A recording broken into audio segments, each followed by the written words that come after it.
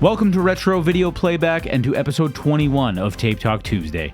Today we've got a classic from 1990, Goodfellas. One of my all-time favorite movies, Goodfellas is a movie that represents what director Martin Scorsese is most known for in the mainstream. A violent, vulgar mob movie, and it stars one of his most frequent collaborators, Robert De Niro, alongside Joe Pesci and Ray Liotta. For how well known and significant Goodfellas is, what surprises me is the lack of iterations of the movie on VHS.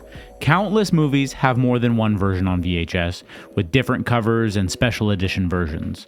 Just a few examples include The Deer Hunter, It's a Wonderful Life, To Catch a Thief, and Aliens. And those are just some pulled from my collection. There are countless others out there. Meanwhile, in the 16 years from the release of Goodfellas in 1990 and VHS release in 1991, to the end of the VHS life cycle in 2006, Goodfellas, for all intents and purposes, had one version on VHS, excluding any promotional screener or international versions. The closest thing to a reiteration of Goodfellas on VHS is a widescreen letterbox edition of the movie, but even then, the only difference is the red banner across the top of the cover. Even with DVD releases for Goodfellas, they stuck with the primary cover art, with various modified versions, but always including that primary cover art. From what I can find, it wasn't until 2015, for the 25th anniversary of the movie, that a Blu-ray was released with an alternate cover art for the movie. Goodfellas also received a few different steelbook releases, which all had different cover art. Fortunately, while it's repetitive in its use, the main cover art is well done. It would be a problem if it was instead boring or bad, which we all know a few movies that have bad cover art.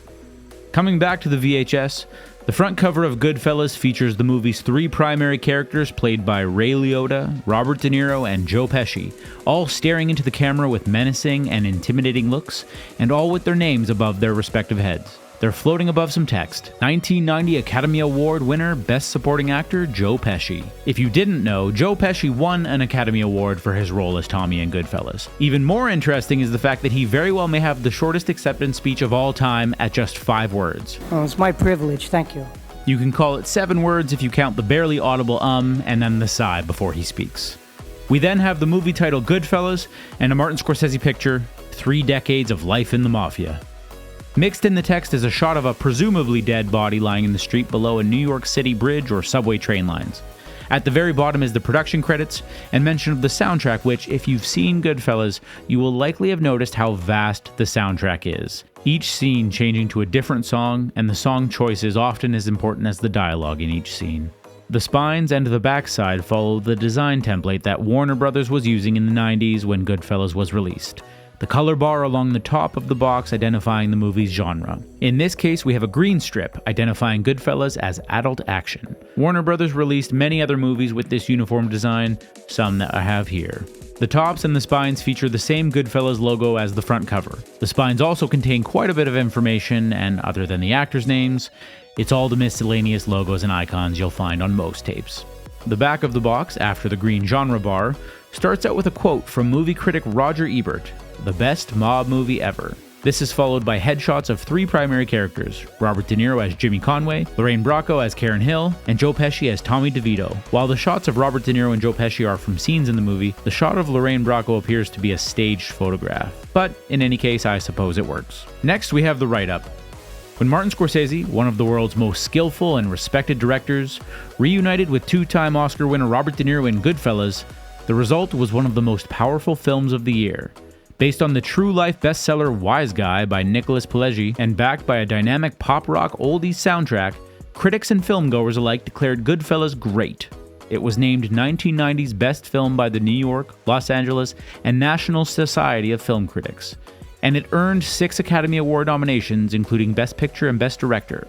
Robert De Niro received wide recognition for his performance as veteran criminal Jimmy the Gent Conway, and as the volatile Tommy DeVito, Joe Pesci walked off with the Best Supporting Actor Oscar.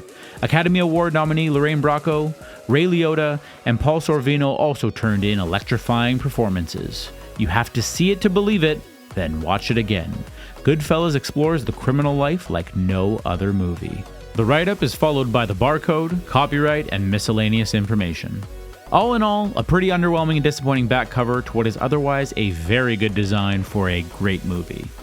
The tape has an inked-on label with a clean, simple font for Goodfellas, and the rest of the typical tape information. I will never cease being disappointed by the design of tapes. Goodfellas is a relatively common VHS tape, one I often see at thrift stores and available pretty cheaply online, before shipping fees are taken into consideration anyway. With VHS first being released in 1976 and the final major movie being released in 2006, we can say that with a release year of 1991, Goodfellas was released exactly halfway through the primary life cycle of VHS, 15 years after its introduction, and 15 years before the final major movie was printed to tape. Along with that, it has, to me, a hybrid feeling of vintage and classic, but also contemporary. The design and the movie itself feels genuine in the various time periods it takes place, but it also holds up and doesn't feel its age like many other movies of the time now do. It's a movie that's perfectly watchable on VHS, but continues to look excellent on 4K Blu-ray. With that, we find ourselves at the end of our discussion of Goodfellas on VHS, and the end of episode 21 of Tape Talk Tuesday. Thanks for watching Retro Video Playback.